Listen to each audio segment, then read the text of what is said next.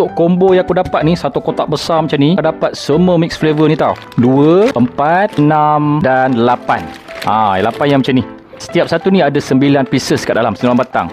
Nak buat kenduri sesuai ni. Birthday party, majlis kat sekolah ke, raikan tetamu. Ada budak-budak yang tahun 80-an tu mesti diingat snack-snack yang macam ni. Macam aku dulu, aku memang favourite lah. Ni aku dah try, sedap gila. Yang flavour BBQ ni. Okey, ni yang macam ni. 2, 4, 6, 8, 9. Setiap pack ada 9. 8 pack macam ni, darab dengan 9 lah. Okey, yang ni sweet corn-nya.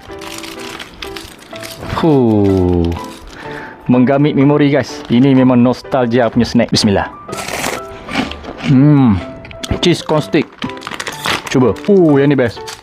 Yang ni dia ada cheese punya colour dia macam super ring tu. Sebab dia cheesy kan. Dia memang colour macam ni ya. Oreo-oreo ni dia punya cheese.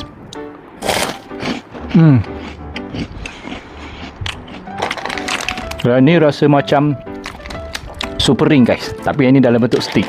Sebiji sama.